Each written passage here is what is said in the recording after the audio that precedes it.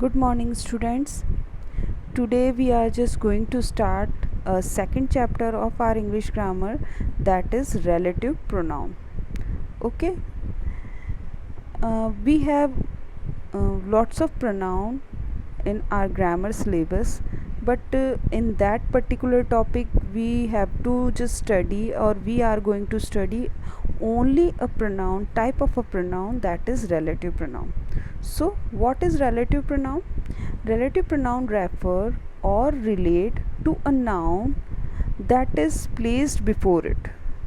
क्या मतलब है? देखिए, ऐसे नाउन को रेफ़र करता है और रिलेट करता है जो कि उससे पहले ही यूज़ किए होते हैं. ऐसा प्रोनाउन, रिलेटिव प्रोनाउन वो वर्ड्स होते हैं जो रेफ़र और रिलेट करते हैं उन नाउन को जो कि उससे पहले यूज़ होते हैं.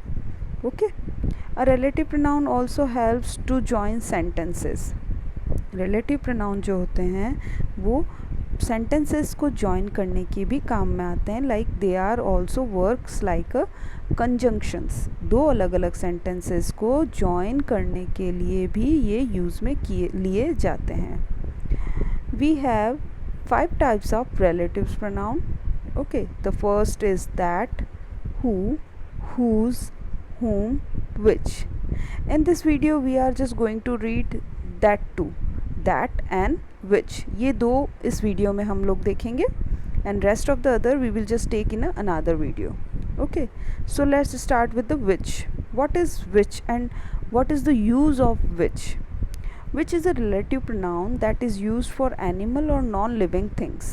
Which एक ऐसा relative pronoun है जो कि animal और non-living things के लिए यूज़ किया जाता है. ओके, सेम एंड हमने अभी डेफिनेशन में रिलेटिव प्रोनाउन की क्या? रिलेटिव प्रोनाउन वो होता है जो उससे पहले यूज़ होने वाले नाउन को रेफ़र करता है. Okay, just take a look of example. The bird was killed by the hunter, it was flying. in both there are two type of sentence, and in both sentence what is a common? a noun. एक ही bird के बारे में बात हो रही है. The bird was killed by the Hunter, जो मारा गया था वो उड़ रहा था. दैट मीन्स उसी बर्ड की वापस बात हुई है नेक्स्ट सेंटेंस में. तो we just take the bird as a common. हमने the bird as a common ले लिया. Which was flying, then comma, was killed by the hunters, है ना. उसे मारा गया या वो मारा गया हंटर के द्वारा. Understand? Okay. Next, I gave you a gift, open it. I gave you a gift, open it. Again there are two sentence. There is a two sentence. I gave you a gift and open it. तो अलग अलग दो अलग अलग sentences हैं. and what is a common thing in that? a gift. किसके बारे में बात हो रही है? गिफ्ट के बारे में. दोनों चीज़ें कॉमन हैं. we just take a common thing over here. open the gift which I gave, जो कि मैंने आपको दिया था. Done? Understood? Next relative pronoun is use of that. That is a relative pronoun used for both living or non-living thing. which में क्या था? which is used for animal and non-living thing. यहाँ पे है that is used for both living और non living thing. ये living और non living thing दोनों के लिए यूज़ किया जाता है. Take a look of a example. Rakesh borrowed the book. First sentence, it had a blue cover. Second sentence, what is a common noun in that? इस दोनों सेंटेंस में किस नाउन की बात हो रही है? बुक की, जिसका की ब्लू कवर है ना. तो राकेश बोरोड द बुक. छूट गया बच्चों, तो write down over there book that had a blue cover. Okay, that had a blue cover. तो most important thing is always relative pronouns preceded means, या फिर ये बोल सकते हैं कि रिलेटिव प्रोनाउन से पहले हमेशा जो भी दोनों सेंटेंसेस में कॉमन नाउन होता है वही आता है. ओके, नेक्स्ट सेंटेंस देखें. The light is still on. First sentence, put it off. Okay, again what is a common? The light and it again refers to the light. So put it of the light that is still on, जो कि जल रही है, that. Okay, so that is the use of a that also.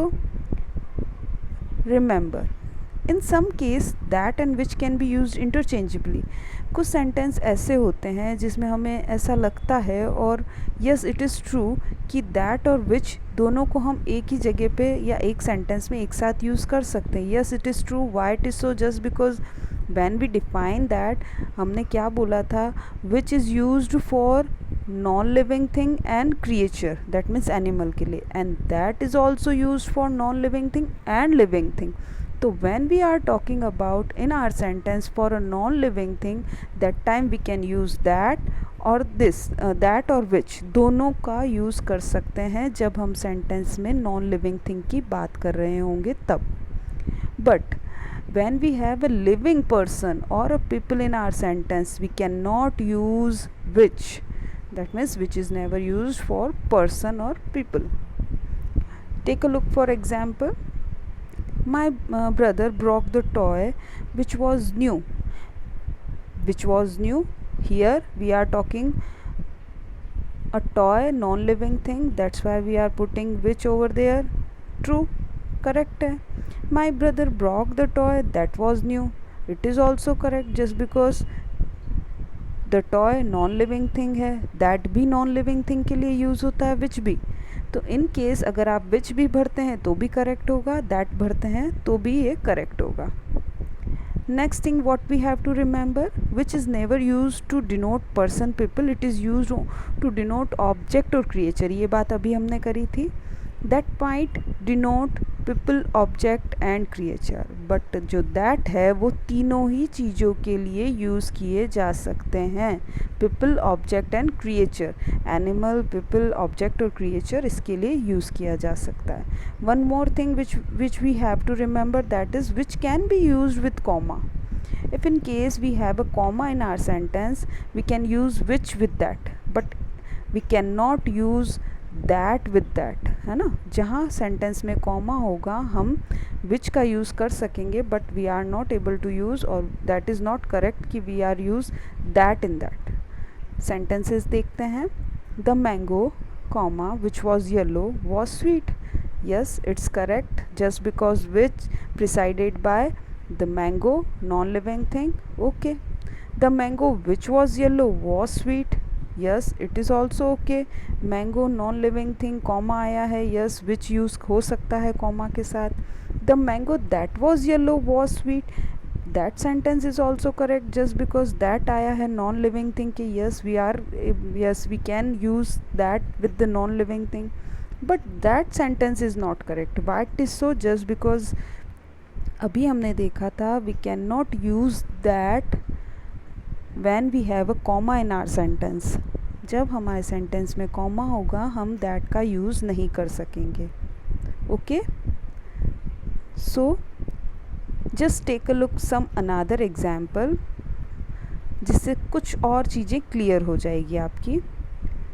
The dog that barked is lost. In that sentence we are talking about a creature or an animal, that's why we are putting that, correct. The dog which barked is lost. Yes, it is also correct, which भी हम use कर सकते हैं. The pencil that was sharp was Ronnie's. किसकी बात हो रही है? पेंसिल की बात हो रही है, नॉन लिविंग थिंग है, we are putting that. Yes, it is correct. The pencil which was sharp was Ronnie's. Yes, it is also correct, just because which is used with the non-living thing. Okay, ये दोनों conditions follow हो रही है. Next sentence देखेंगे. The lady that was standing is my aunt. The lady, living thing. Yes, we can use that with the living thing. The lady which was standing is my aunt. That sentence is wrong. Why it is so? Just because हमने अभी देखा था we are not able to use and we cannot use which with the living thing.